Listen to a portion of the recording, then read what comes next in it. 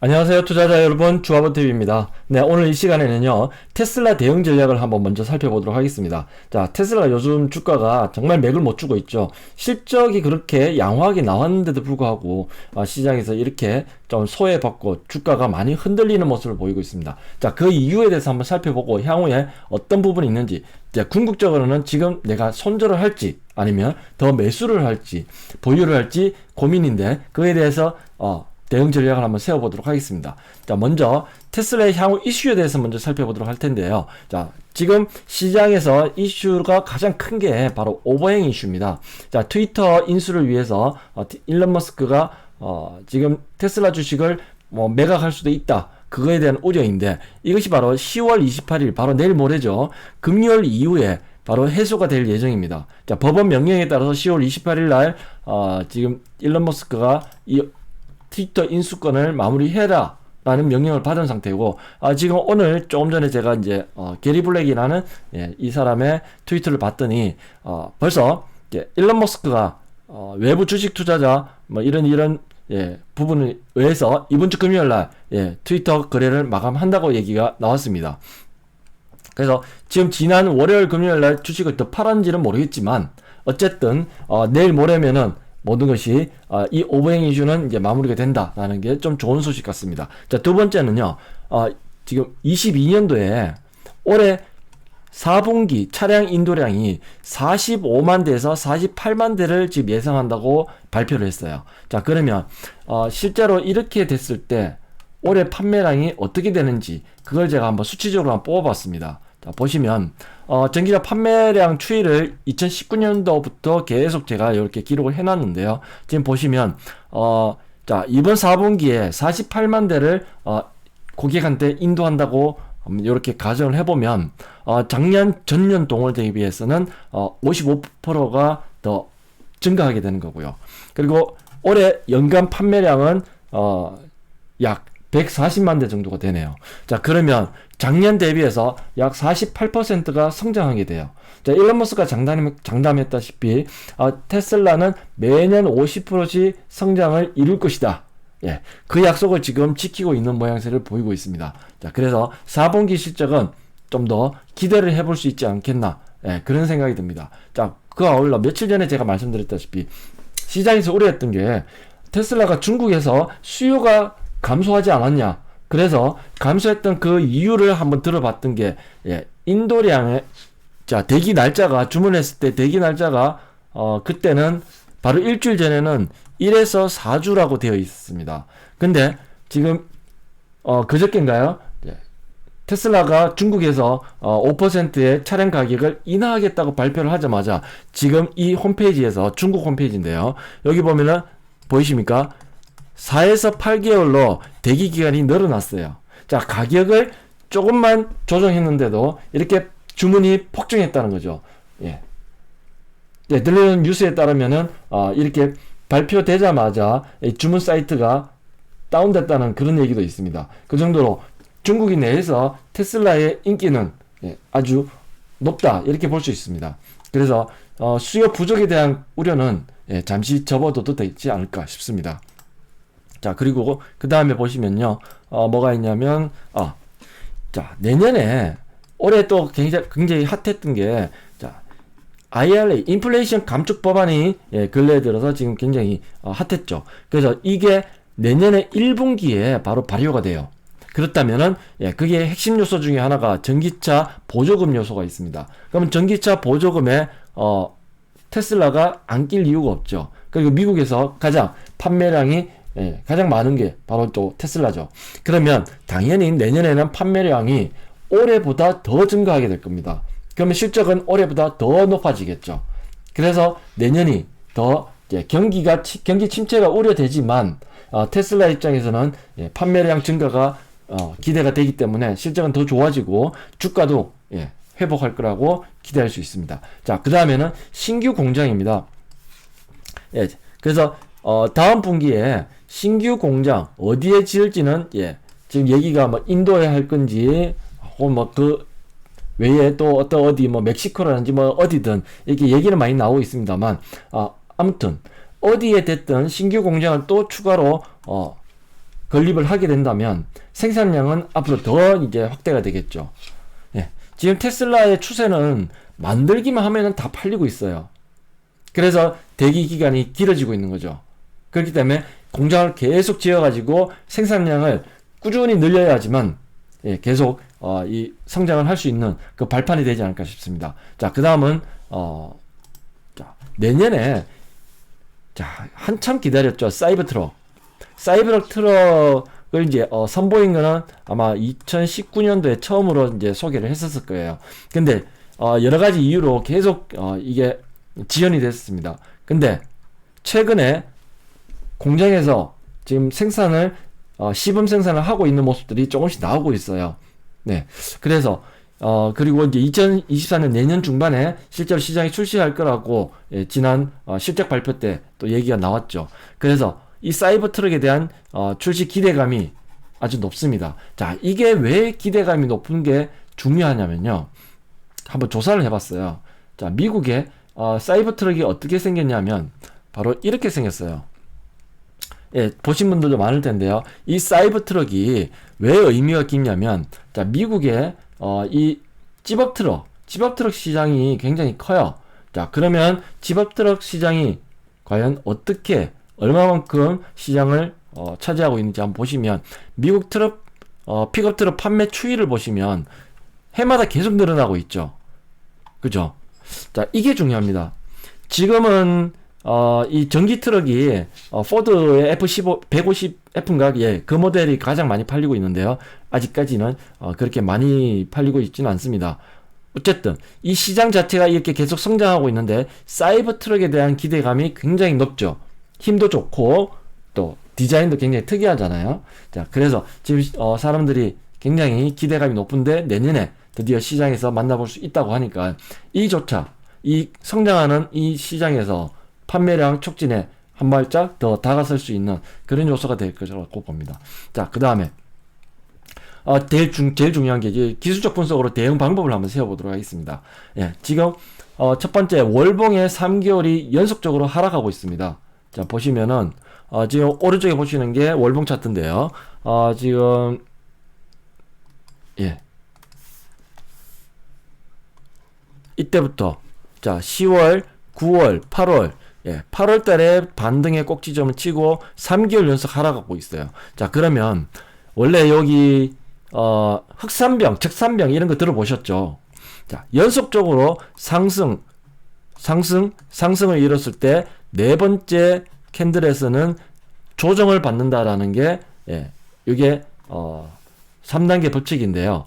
하락할 때도 마찬가지입니다. 한번 하락하고요. 또 두 번째 하락하고 세 번째 연속적으로 하락하게 되면 그 다음에는 반등을 준다라는 게 예, 기술적 분석의 어떤 기법이 있습니다. 자, 이게 가까운 시일에 봐도 나오죠. 올해 1월 달부터요. 3개월 연속 하락하니까 4월 달에 반등을 줬죠. 5월, 6월, 7월 연속적으로 하락하니까 8월에 또 상승을 줬죠. 그리고 8, 9, 10월 3개월 연속 하락하니까 11월 달에는 양봉을 또 기대해 볼 수 있지 않을까. 예. 뭐든지 이 기법은 신뢰도가 있긴 한데요. 과거 사례와 또 이렇게 어떤 심리적인 요소까지 포함해서 이렇게 나온 기법들인데 세상에 100%라는 거는 없죠. 항상 그래서 애매모호하게 100%를 99%라고 표현을 많이 하지 않습니까? 그래서 요것의 확률은요 거의 90% 이상이라고 신뢰해도 됩니다. 네, 그만큼 그래서 테슬라는 지금 공교롭게도 지금 10월 28일 내일 모레 금요일 날 오버행 이슈가 마무리되고 그러면 그 다음 주로 넘어가면은 바로 31일 지나서 11월 달로 넘어가게 되죠. 그럼 다음 주가 되면은 11월 달로 넘어가기 때문에 자, 여기서 3단계 법칙에 따라서 반등 가능성도 있고 오버행 이슈도 겹치고 자, 그래 되면 11월 달에 반등이라도 줄 수 있는 가능성은 좀 더 높아지겠죠. 네, 그렇습니다. 그래서 지금 흐름을 보시면은 자, 한번 기술적으로 쭉 한번 풀어볼게요. 현재 위치에서 이평선의 배열을 먼저 보시면 자 61선이 위에서 고점이 낮아지는 원탑 위에서 원탑, 투탑, 쓰리탑까지 주면서 굉장히 안 좋은 위치에 있습니다. 그리고 21선의 기울기를 보면은 요 위에서도 원탑과 투탑을 주면서 바로 다이렉트 일자 패턴으로 쫙 내려와 있어요. 그리고 나서 자, 이 패턴의 완성은 어디에서 나타나냐면 마지막에 완성은 여기 저점을 붕괴를 해야 됩니다. 이 저점을 붕괴하고 주가가 이렇게 밑으로 내려가게 되면 이 저점은 210달러에서 200에서 210달러 정도 됩니다. 자, 그래서 지난 며칠 전에 그저께인가요? 장중에 200달러를 순간 깨고 내려가서 198달러까지 찍는 그 상황을 제가 실시간으로 확인하고 있었는데요. 자, 이때 움직였던 게 나스닥 100의 선물 지수와 거의 같은 타이밍으로 움직였었어요. 네, 아무튼 지수와 같이 장중에 움직였는데 얘가 좀 세게 빠졌었습니다. 그래서 마이너스 7%까지 빠지는 모습을 제가 봤는데요. 200달러를 순간 깨고 내려갔지만 이내 선물 지수가 올라가면서 같이 다시 회복해서 200 그때 10달러인가요? 그때 그 정도에서 마무리 지었던 걸로 봤습니다. 자, 아무튼 얘는 지금 200달러에서 심리적인 가격대이기도 하고 직전 저점 라인이기도 한 200달러를 지키기 위해서 굉장히 시장에서는 저가 매수도 만만치 않게 들어오고 있다는 거죠.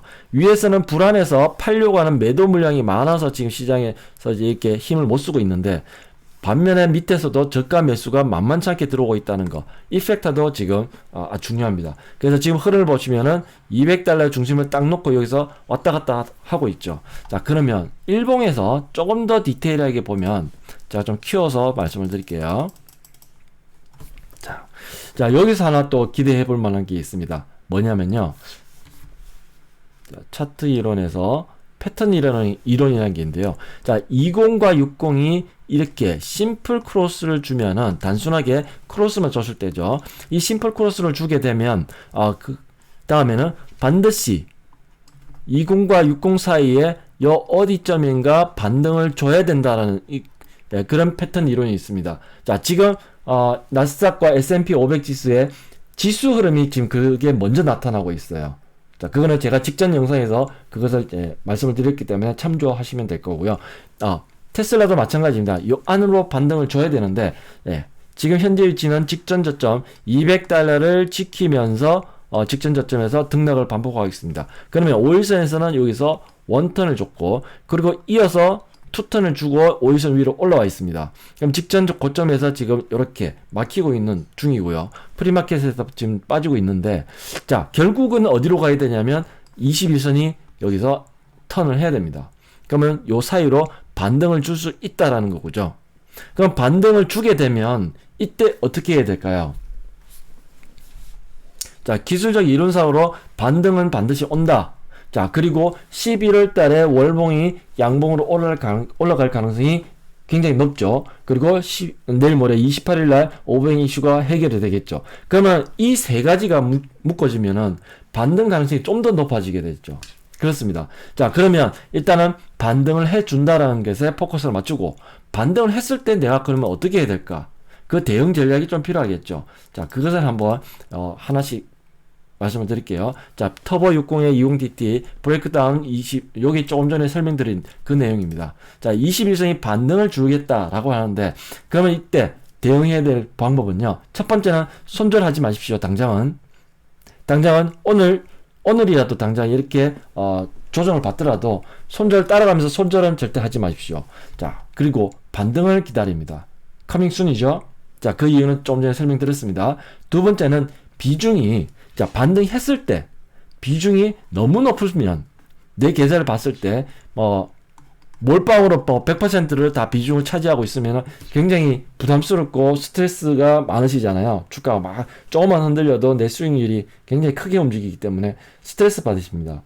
그런 분들은 반등을 줬을 때, 조금 전에 차트에서 보여드렸다시피 21선 위로 올라갔을 때, 자, 11월 달에 반등을 주면 반등 그 자체는 즐기십시오. 즐기다가 이 위에서 5일선이 이렇게 속 꺾어지는 그런 시점이 올 겁니다. 그러면 이때부터 조금씩 줄여 나가는 겁니다. 자, 확실한 거는 21선이 자, 이렇게 반등으로 쭉 돌아섰다가 그 다음에 꺾어질 때 내가 비중을 많이 줄이는 게 핵심 포인트인데, 좀 이것보다 좀 더 빨리 매도하고 싶을 때는 이렇게 5일선이 꺾어질 때마다 한 번 꺾어지고 그 다음에 두 번 꺾어질 때 그때마다 물량을 좀 줄여 놓으시면, 자, 물량을 다 팔란 얘기가 아닙니다. 절대로. 요때 요령이 있습니다. 내가 테슬라의 주식을 만약에 100개를 가지고 있다, 100주를 가지고 있다고 가정해 보겠습니다. 이 중에서 내가 장기적으로 투자할 물량을 정하세요. 이게 예를 들어서 한 3분의 1 정도, 30주는 내가 장기로 가져가겠다 라고 결정하시면 30개는 그냥 계속 주구장창 가지고 가시는 겁니다. 그리고 나머지 트레이딩 물량은 나머지 70개가 남죠. 이 70개는 시세 흐름에 따라서 비중 조절을 하시는 겁니다. 이 70개 중에서 내가 이 중에서도 한 35개 정도는 줄여놨다가 나중에 저 밑에서 다시 주가 조정 줬을 때 좀 싸게 다시 매수를 하겠다, 이런 생각으로 다시 이제 매도를 하는 겁니다. 이렇게 해서 이렇게 줄이는 거죠. 그래서 트레이딩 물량은 시세 흐름에 따라서 늘렸다가 줄였다가 이것을 반복하고요. 장기 물량은 그대로 그냥 담아두고 가는 겁니다. 자, 이게 쉽지 않을 경우는요, 또 다른 방법이 있습니다. 어떻게 하시냐면 계좌를 하나 더 만드세요. 장기 투자 계좌를 만들어 놓으시고 그 다음에 트레이딩 계좌를 만들어 놓으세요. 그래서 장기 물량을 여기다 쇽 집어넣어 놓고 쳐다보지 않는 겁니다. 그리고 트레이딩 물량은 트레이딩 계좌에 넣어 놓고 비중을 어떨 때는 늘렸다가 어떨 때는 줄였다가, 자, 줄인 거는 조금 전에 말씀드렸다시피 5일선이 한 번씩 꺾어질 때마다 반등 줬다가 꺾어질 때마다 또 조금씩 줄여놨다가 다시 또 꺾어져서 주가가 많이 내려왔을 때 밑에서 또 다시 반등 시그널이 나올 때 그때 또 사모아가지고 물량을 또 늘리는 겁니다. 아시겠죠? 이 방법이 이렇게 변동성이 심한 장세에서, 특히나 하락 추세 구간에서는 굉장히 효율적인 그런 방법입니다. 저도 올해 한 해 동안은 계속 이 방법을 쓰고 있고요. 시장 이 하락률은 굉장히 큰데 계좌의 수익률은 그렇게 나쁘지 않습니다. 자, 아무튼 핵심적인 내용은 다 말씀드렸습니다. 자, 다시 서머리 하겠습니다. 비중이 너무 높으면 반등 시 좀 물량을 줄인다. 그리고 매 분기 실적과 성장을 체크하면서 장기 물량은 내가 장기 계좌에다가, 장기 투자 계좌에다가 그냥 따로 넣어놓고 계속 그냥 보유하고 있는다. 언제까지? 테슬라의 비즈니스가 끝날 때까지. 비즈니스의 마무리는 테슬라의 인공지능이 반영된 로보택시, 그리고 휴머노이드 로봇, 그런 비즈니스가 완성이 됐을 때가 테슬라 투자의 완성이라고 보시면 됩니다. 아직 많이 남았겠죠? 네, 그렇습니다. 네, 테슬라가 이제 2020년도에 굉장히 핫하게 연간 단위로 700%나 상승을 줘서 굉장히 전 세계 투자자들을 흥분하게 했고 그 시장에 투자를 많이 참여를 했었습니다. 그런데 아쉽게도 지금 올해는 안 좋죠. 마이너스 40%까지 떨어졌습니다.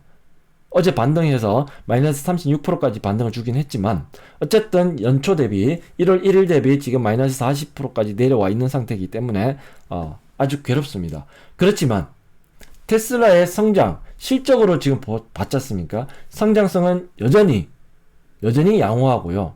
시장의 흔들림에 따라서 주가도 많이, 그리고 오버행 이슈라든지 이렇게 여러가지 우려사항 때문에 테슬라 주가가 맥을 못 주고 있지만, 이걸 역발상으로 생각해보면 그런 것 때문에 일시적으로 주가가 싸져 있으면 지금이 테슬라 투자에 오히려 싸게 살 수 있는 적기가 아닐까요? 자, 이거 하나 말씀을 드릴게요. 싸졌다라는 것을 어디서 볼 수 있냐면요. 투자 지표 중에 PER, 퍼라는 거 얘기 들어보셨죠? 자, 지금 PER을 보시면 테슬라의 PER은 자, 지금 좀 롱텀으로 볼게요. 한 5년으로 제가 돌려볼게요. 자, 그러면 2020년도 이때 핫하게 올라갔을 때 이때는 얼마였습니까? PER이 거의 1500배까지 올라갔었어요. 보이시죠? 이 펀더멘탈 이 기존의 계산 방식으로는 도저히 계산이 안 됐어요. PER이든 PSR이든 그래서 나왔던 얘기가 PDR이라는 얘기까지 나왔어요. Price dream rate이라고요.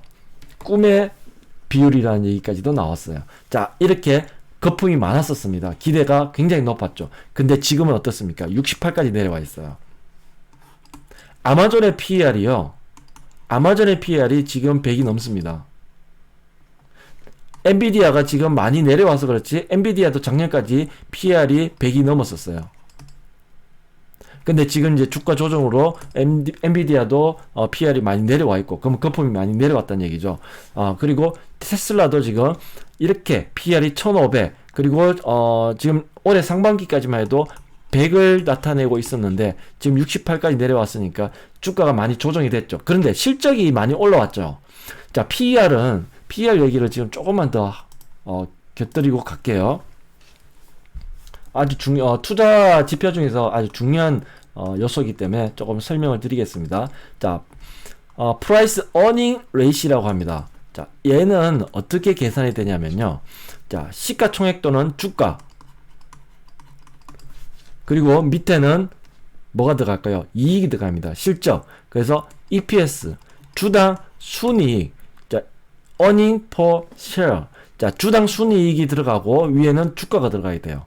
자, PER이 이 값이 낮아졌다. 그리고 EPS, 주당 순이익은 오히려 올라갔죠. 3분기 실적을 봐도 이 값이 오히려 올라갔습니다. 그러면은 분모 값이 어떻게 됐습니까? 올라갔죠. 그럼 분자 값이 주가가 지금 내려왔습니다. PER도 내려왔습니다. 이래 되면 어떻게 될까요? EPS가 올라갔고 주가가 내려와서 퍼가 내려왔는데, 그러면 나중에 적정한 퍼로 다시 돌아가게 된다면 주가는 이걸 계산식으로 바꾸면 PER 곱하기 EPS가 되겠죠. 근데 EPS가 향후에 어떻습니까? 4분기 때 3분기 대비 더 높아질 게 당연시 지금 예상이 되죠. 그리고 내년에 2023년도 1Q나 2Q나 2023년도에는 판매 물량과 생산 물량, 그리고 시장에서 더 높은 기대가 형성될 거기 때문에 2023년도에는 실적이 더 높아질 겁니다. 그렇게 되면은 주가는 어떻게 될까요? 당연히 올라가게 되겠죠. 이해되시죠? 네, 이 계산식이 나와서 골치 아프시면 그냥 테슬라의 고평가가 이제 그 거품이 좀 꺼져서 적정한 이 수치로 내려오고 있다. 주가의 조정에 따라서. 그런데 실적은 점점점 계속 향상되고 있다. 그러면 주가는 이 고비가 넘어가게 되면은 주가는 다시 회복한다. 이렇게 보시면 됩니다. 심플하죠? 네. 그래서 결국 테슬라는 홀딩해야 된다는 것입니다. 자, 불안하고 어려운 시장이지만 중심을 잡고 투자의 본질을 항상 되새기면서 내가 성장성을 바라보고, 그리고 그 실적을 체크해 나가면서 그 해당 기업 테슬라를 긴 안목으로 보면서 그 성장을 내가 함께 주식 보유를, 즉 지분을 내가 가지고 있으면서 테슬라의 성장을 함께 쉐어하겠다. 그런 마인드로 장기 투자에 임하시면은 한결 스트레스 없이 편한 투자가 되실 겁니다. 네, 영상 봐주셔서 감사드리고요. 화이팅 하십시오. 감사합니다.